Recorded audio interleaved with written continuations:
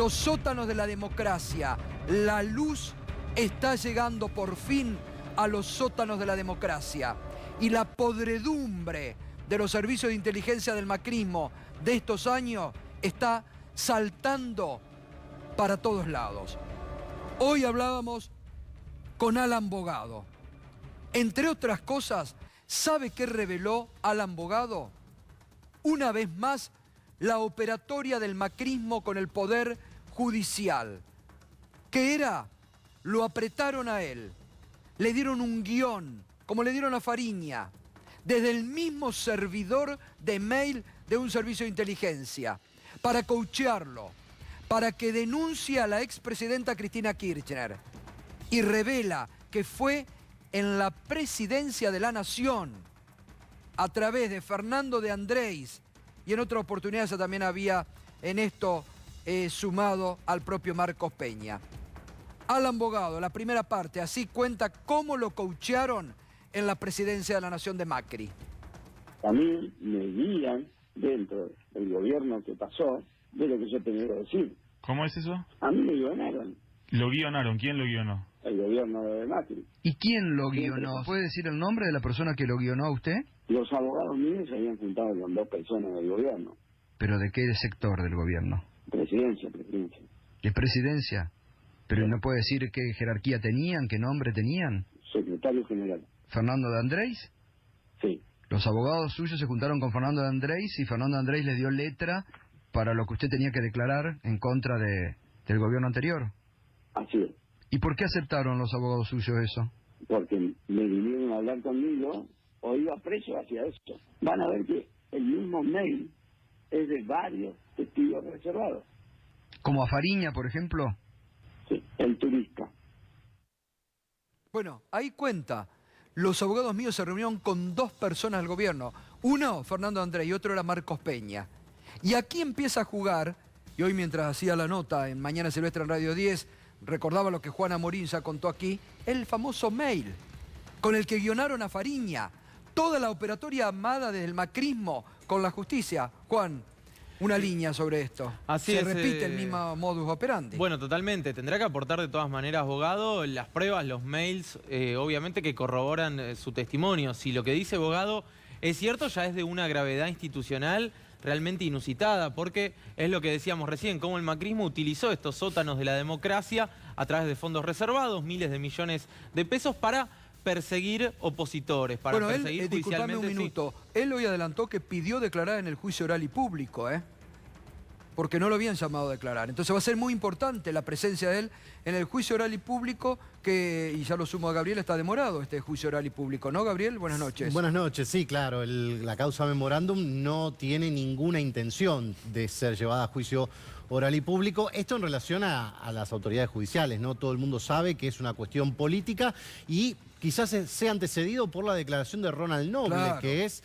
lo que ha pedido el actual procurador del Tesoro, Carlos Zanini, en un escrito presentado ante el tribunal, que es que declare no solo Ronald Noble, sino Joel Solier, el consejero jurídico, el que responde una carta de Héctor Timerman allá por abril de 2013, en la cual deja claramente explicitado que bajo el análisis de Interpol no había ningún riesgo ni posibilidad de caída de las alertas rojas, con lo cual hipótesis 1 se cae.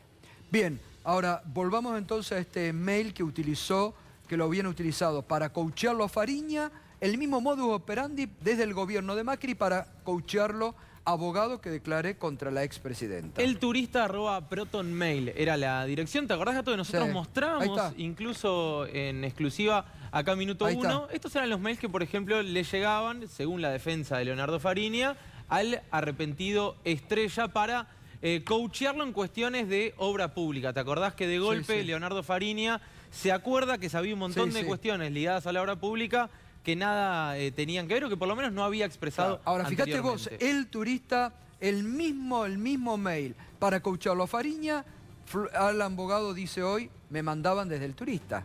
La misma central de inteligencia, ¿no? Yo insisto, si se confirma lo que dice Bogado y aprueba las pruebas en juicio oral, aunque él mismo dice el juicio oral para mí no arranca nunca, acá Gaby también ratifica, digamos, que no hay demasiadas ganas en Comodoro Pi de que esto comience, realmente sería la institucionalización de los sótanos de la democracia directamente. Estamos hablando de un aparato judicial o un aparato de inteligencia, mejor dicho, a disposición del gobierno de turno, más particularmente a disposición de un partido político, para perseguir y encarcelar gente. Hay gente que perdió la libertad justamente Total. por este tipo de cuestiones. Vamos a la segunda parte de Alan Bogado esta mañana en exclusivo, rompió el silencio, revelador sobre muchos aspectos de los servicios de inteligencia y cómo lo operaban y lo manejaban a Alberto Nisman. Esto dice.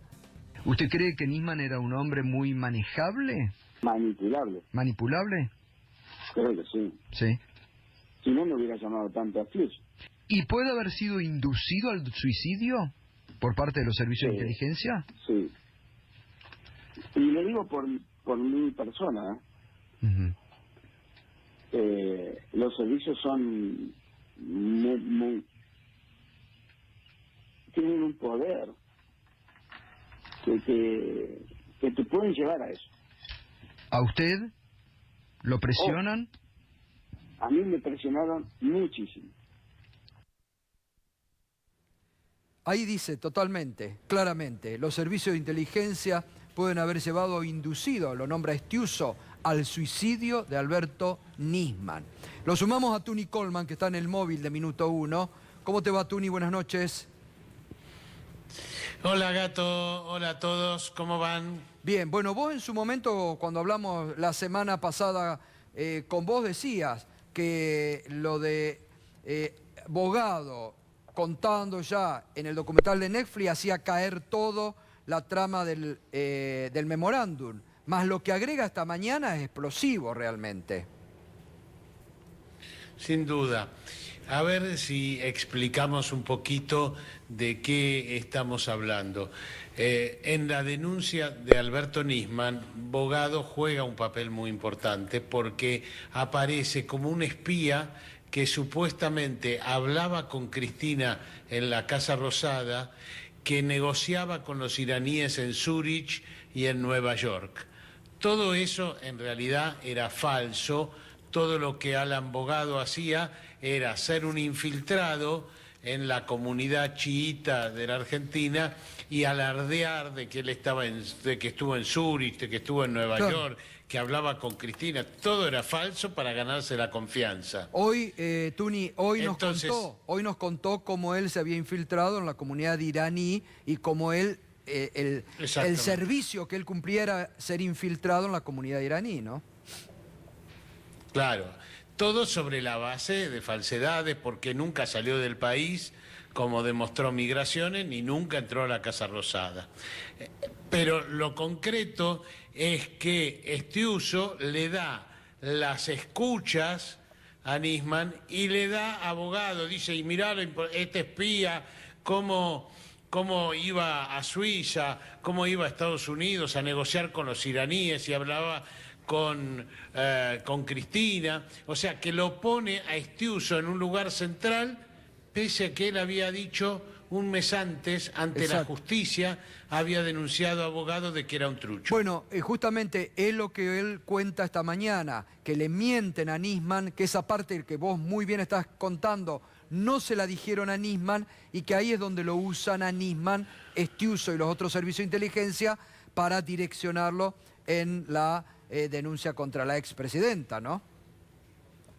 Exactamente. Dicen, mirá, este espía, cómo a través de este espía Cristina arregló la impunidad de los iraníes, y era toda una mentira que Estiuso sabía que era mentira. Mirá, si te parece bien... le da elementos falsos para hacer la denuncia y después no le atiende el teléfono. Ahí, si te parece bien, escuchamos esta parte, lo que dice. Lo que dice Nisman, la denuncia de Nisman, para mi grupo de trabajo no existía, yo no estaba, no era así. Si ustedes ven el documental, el 22 o 20 de noviembre del 2015, Estiuso me denuncia como un falso espía, que yo no existía para la CIDE. Justamente días antes de que Nisman haga esa gran denuncia mediática, porque la verdad que fue mediática, no jurídica, y nadie le dice a Nisman, mirá que ahí tenés un gran problema. La verdad que no me pongo en la cabeza de Nisman, pero lo que sí veo después de mucho tiempo y de lo que hemos vivido, que alguien o algo, es decir, no creo que un solo hombre haya perpetrado dentro de su cabeza hacer una denuncia tan grave por algo que se caía en 3 días.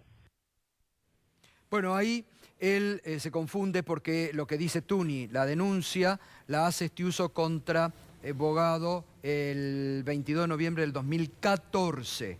Después la justicia lo va a sobreseer a Bogado.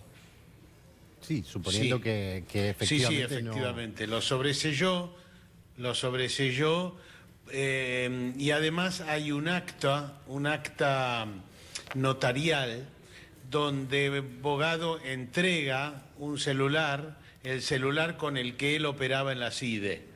O sea, eso está en manos del juez Julián Ercolini. Un acta notarial, el celular con que él operaba en la CIDE. Entonces, él lo que dice es, a mí me denunciaban por trucho de que yo era un espía, que no era espía, pero yo tengo las pruebas de que sí era espía. Y después le dieron a Nisman una historieta de que yo viajaba por el mundo arreglando con los iraníes, era falso, eso se iba a caer en 3 días. Claro. ¿Gabriel? No, para seguir un poco la cronología de lo que explicaba Tuni. Estiuso denuncia a Bogado, con quien supuestamente trabajaba, según el propio Bogado dice en el documental, lo denuncia, lo incluye en la denuncia, pero no revela su nombre. Es decir, cuando se hace pública la denuncia, que el miércoles 15 de enero, se reserva el nombre clave de Alan, que era el nombre de Bogado, porque era espía de la CIDE. Aún así pasan los días, llega la desmentida de Noble, pero si ustedes recuerdan cuál había sido la tapa del diario La Nación, que contenía el último tramo de lo que se conocía como lo más exclusivo de la denuncia de Nisman, vinculaba a un supuesto agente camporista, que era la referencia a Bogado y su cercanía supuesta con Cristina Kirchner, que era la cercanía que Nisman había obtenido de parte de las escuchas, donde aparece dándose dique de que había estado en Casa Rosada, de que conocía el estado de salud de la expresidenta, y un par de datos más que solamente seducían a Khalil, que era con su interlocutor en ese momento. Bueno, ¿qué pasó en esas 24, 48 horas, cuando aparentemente Nisman vuelve a intentar contactar con Estiuso, precisamente para confirmar si es verdad o no que este agente era el eje de la trama, que era lo que Nisman se reservaba como el punto más alto de su propia denuncia? Ahora, él lo que dice, para Tuni, Gabriel, Juan, lo que él dice hoy, cuando yo le pregunto por qué Estiuso no le atiende el teléfono, me dice, no se equivoque. Estiuso hablaba vía Massino con Nisman. Bueno, esa es una secuencia que está en la causa. Por eso, y él dice hoy, reconstruyan los llamados de los últimos días, donde la mete a Laura Alonso, a Patricia Bullrich, Massino, reconstruyan, la justicia tiene que reconstruir los llamados de los últimos días para encontrar el porqué del suicidio de Nisman. ¿Tuni? Yo personalmente tengo que estudiar bien los llamados. Hay una secuencia formulada en el procesamiento a Lagomarsino, minuto a minuto de todos los llamados. Claro. Tengo que estudiarlo. No creo que eso haya ocurrido. Creo que Estiuso no quiso atender a Según Bogado, Nisman. Massino hablaba por Estiuso. Claro, eso es cierto. Bueno, pero por eso tengo que estudiarme la secuencia de las llamadas, pero no es lo que me parece, pero no importa. Lo concreto es que de alguna manera Nisman quedó solo ese sábado, que se queda totalmente solo porque no... le habían prometido, yo hablé con Nisman, por eso te digo, voy a tener más pruebas, voy a tener más elementos, y la verdad que no le dieron absolutamente más nada y se fue cayendo todo. Otra cosa que dice hoy Bogado, ¿por qué la justicia, no sé si les pregunto acá a Gabriel, a Tuni, Juan, si lo hizo, ¿por qué la justicia no investiga quién habla con Nisman cuando Nisman está en Europa y Nisman regresa en forma urgente? ¿Quién lo llama? ¿Por qué le piden que vuelva urgente a la Argentina para presentar en ese momento la denuncia? Es un dato. Es un dato. Él cuando se va de acá, no sé si Juan y Gabriel están de acuerdo, cuando se va de acá el 28 de diciembre de 2014, sabía al que iba a viaje volver. de 15 años de su hija, ya tenía el pasaje de vuelta. Él ya sabía que volvía, y para mí ahí lo que ocurre, pero Gabriel y Juan tendrán su opinión, es, lo habían echado a Estiuso, claro, habían intervenido la AFI, y seguramente le dijeron a Nisman, Estiuso o alguien le dijo, si los echaron a estos, te van a echar a vos también. Ya lo echaron a Marijuán de la ANSES también, por lo tanto te van a echar, prepárate para que te echen. Y él decide volver antes de que vuelva de las vacaciones Alejandra Gils Carbó el 15, y creo que hace la denuncia antes del 15 porque pensaba que el 15 lo echaban. Claro, y de hecho tenía pasaje de regreso y él creía que presentaba la denuncia y volvía. Y hace un contacto mientras estaba en Europa con Laura Alonso, en el cual le muestra, mirá, estoy de vacaciones, y le muestra una serie de fotos. Eso está acreditado. Y además como un intento de hacer base, porque recuerdan ustedes que una de las primeras reuniones que tiene Nisman antes de presentar todo el resto de la denuncia es con la propia Laura Alonso, y eso ya está acreditado en estos términos. De manera que lo que hace Nisman cuando vuelve es hacer base con cierto sector del PRO, presenta la denuncia y tiene la intención de regresar. Lo que no se entera nunca es que la reunión en el Congreso había sido suspendida. A ver, les digo, los invito a escuchar la parte de Bogado cuando habla sobre Estiuso. Esto decía. Antonio Estiuso para mí no era una persona hábil en la inteligencia. Para mí, siempre lo pensé y lo voy a seguir pensando. Era una persona que era un informático. Una situación muy importante donde el fiscal Nisman quedó fuera de juego, porque aparte le mintió. Yo en la causa donde él y el grupo de la AFI dicen, no, este no es un espía, nunca le informaron al fiscal. ¿Y usted cree que lo usaron? ¿Que lo usaron a Nisman? Sí, lo usaron. ¿Lo usó Estiuso? Sí. Porque como una cuestión de venganza contra la entonces presidenta. Sí, seguramente. Seguramente. Esto es lo que fuerte lo que dice. Lo dejaron fuera de juego a Nisman. Se quedó sin cartas Nisman, nos dijo esta mañana. Lo usaron. Estiuso. Sí, yo estoy de acuerdo totalmente con esa mirada, porque lo mandan a hacer la denuncia con escuchas que no decían nada, de personas que no tenían poder en el Poder Ejecutivo, Esteche, Delía, Khalil, todos ellos no tenían poder en el Poder Ejecutivo.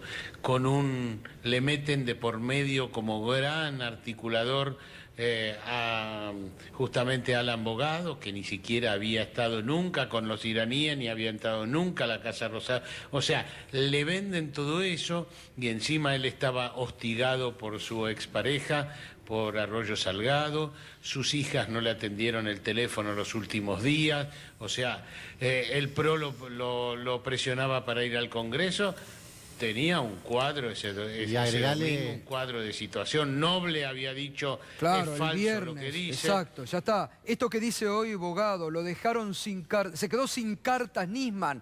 Esto, a su vez, inducido por los servicios al suicidio, cierra la historia completa, ¿no, Gabriel? La denuncia de Nisman, a quien más perjudicaba era Nisman. O sea, la denuncia al que más iba a terminar perjudicando con un agente falso, con tipos que hablaban, pero hablaban después de haber leído en el diario las cosas que pasaban, con ningún elemento porque las alertas rojas estaban caídas, no estaban caídas, y Noble, que es republicano, claro, lo estaba desmintiendo públicamente frente a todo el mundo. Y hay un último agregado que me parece importante y fue el fallo de Cámara que ratificó la decisión de Rafecas. Los camaristas dicen, ojo, que están editadas partes de los escuchas y que están yuxtapuestas de una manera tal que parece que están diciendo algo que en realidad en toda la secuencia no están diciendo. Con lo cual las escuchas también, la cronología de las escuchas era mentira. Sí, da la impresión Tal que desde lo profesional de alguna manera Nisman se termina viendo acorralado y termina de alguna manera diciendo, uy, ¿dónde me metí?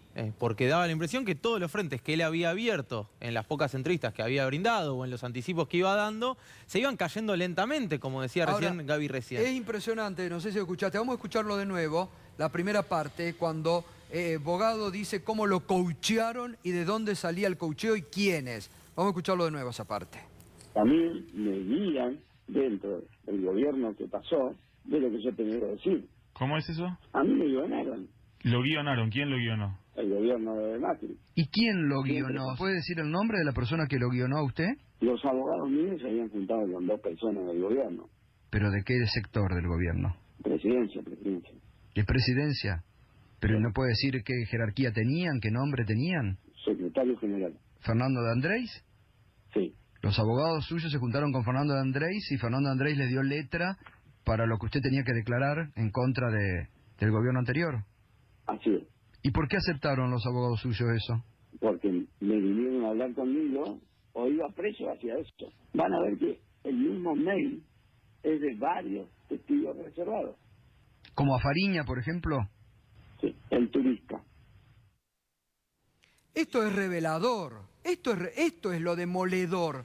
Porque aparte, a lo que él dice, el nombre de Fernando de Andrés, la otra persona, vos decías, Juan, era Marcos Peña. Era Marcos Peña, sí, sí. Bueno, él es lo que dice Bogado. Pero Está bien, pero es lo que dice Bogado, está en palabras de Bogado. Ahora, esto es lo revelador, y cuando salen desde el mismo mail que habían coacheado a Fariña. Acá es donde se desnuda el mecanismo de operación que tenía el macrismo. Lo que dice Bogado además es que los abogados entraron a Olivos, así que tiene que estar el registro de la gente que entró a la Quinta de Olivos. En su momento el macrismo se negó a entregar a las distintas ONGs que hacen control ciudadano, es decir, que controlan que haya acceso a la información pública, se negó a entregar los registros de ingreso y egreso de la Quinta de Olivos, no así de la Casa Rosada. Se habían negado en un primer momento y después los terminaron entregando. Ahora, yo tengo una pregunta para Tuni, sobre todo memorioso. Bogado no fue preso, ¿no? No. Fueron no. todos, o A sea, ver, para un que ex la agente gente de inteligencia entienda... no fue preso y bueno, el resto sí. Que era clave en la trama, además. Y bueno, pero que cumplió con el coacheo. Le otorga Ahí algo está. de verosimilitud Claro. a esta versión, ¿no? Total. Le otorga algo de verosimilitud. Gustavo, para que se entienda un poco la secuencia. Entonces, Nisman hace la denuncia con los elementos truchos. La denuncia es pateada por el juez Daniel Rafecas, que dice acá no hay ningún delito, todo esto es una truchada. Y la causa queda así.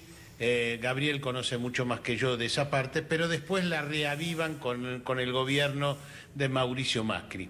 Entonces, es tan grave lo que ocurrió que meten preso en esta causa a Carlos Zanini, a Esteche, a Delía, a Khalil.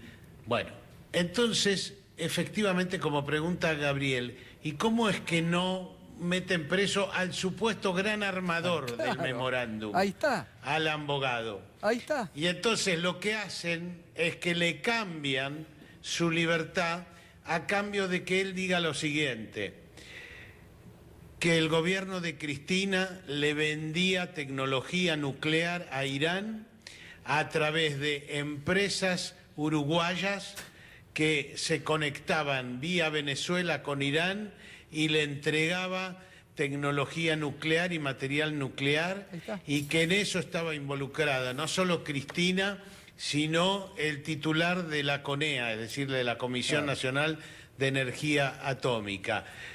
Un delirio todo, Bueno, pero que no ese se ahí puede cierra, creer. como bien Pero decía eso es Negro, lo que le Mauricio. dijeron que diga. Claro. ahí cierra el coacheo que le había preparado el gobierno ¿Y no a era través de similar este mail. ¿No era similar a una publicación de la revista Beilla, eso también? ¿Venía como algo similar? Todo eso era parte de este armado de que lo que había detrás era un negocio nuclear, Claro. que yo hablé cuando esto apareció en su momento con la gente de la CONEA. En el tema nuclear vos no podés mover nada, porque está todo súper observado. Todo esto se demostró falso y es cierto que lo coachearon para que diga eso. Y como dice Gabriel, logró estar en libertad porque aceptó este trato. Ahí está, cerra todo. La teoría era que Argentina tenía un método láser para enriquecer uranio. Una cosa realmente delirante. Imagínate que el grado de delirio que ningún medio se hizo demasiado eco de eso tampoco. Delirio. Tuni, gracias como siempre, pero es muy importante, digo, cómo se empieza a conocer la verdad, cómo todo se empieza a caer y cómo esta guerra de espías está destapando toda la podredumbre de estos años, ¿no? Y lo que todavía... Lamentablemente la política metió la mano en todo esto, Claro. en la investigación del atentado contra la AMIA, en lo del memorándum, en la muerte de Nisman, y no ha ocurrido acá solamente. Lo mismo hemos visto en Brasil, lo han sacado a Dilma y han evitado la candidatura de Lula. O sea, acá hay una política que es utilizar la justicia para la política. Abrazo grande, Tuni, como siempre, muchas gracias por ayudarnos Abrazo. a clarificar, gracias. Gabriel, y por eso no va a juicio oral, porque no tienen elementos. En un juicio oral se les cae todo a pedazos. Es que técnicamente está elevada la causa. Ahora, el tribunal lo que tiene que hacer es ponerle la fecha y empezar, porque todo te indica que eso es lo único que queda. Y lo tienen que convocar a Noble y lo tienen que convocar a abogado para que declare. Pueden no hacerlo antes como parte de lo que es la instrucción preliminar, o sea, se llama instrucción, digamos, agregada, que es antes de iniciar el juicio, como si el tribunal ahora se pusiera a investigar lo que no hizo Bonadío. Bonadío, exprofeso, no hizo la convocatoria Noble, porque esto no es obviamente un pedido nuevo, sino que lo pidieron todas las defensas desde un comienzo. Ahora, ¿qué es lo que va a pasar? Y probablemente en la instrucción suplementaria el tribunal convoque a Noble, precisamente porque la declaración de Noble, sumado a otros elementos, podrían llegar a declarar o hacer desertar al Ministerio Público Fiscal respecto a esta acusación. Hoy también lo nombra abogado, dice, ¿por qué no se preguntan por qué el juez Bonadío nunca lo llamó a declarar a este juez, ¿cómo eres? ¿Irina? Héctor Irimia. Irimia. ¿Por qué no se preguntan por qué Bonadío no lo llamó a Irimia? ¿Qué papel jugó Irimia ahí? Bueno, Irimia estaba como parte de las escuchas y teóricamente era... Irimia hay que remontarse a la época del atentado para muchas cuestiones. Irimia era mencionado en el entorno de ciertos, digamos, cercanías con servicios de inteligencia. Ahora bien, lo hacían aparecer a Héctor Irimia como parte de todo este entramado, ligado a abogado, ligado a algunas otras llamadas con algunos de los implicados y que algún rol tenía, con lo cual no quedaba muy claro tampoco la denuncia cuál había sido el rol. Pero obviamente la instrucción es no defectuosa, es desastrosa desde el punto de vista de llevar adelante, obviamente forzado, y recordemos que fue la Cámara Federal la que tuvo que sacarle el rótulo de traición a la patria, porque si no esto estaba elevado a juicio como traición a la patria. Gracias, Gabriel, gracias como siempre por tu aporte.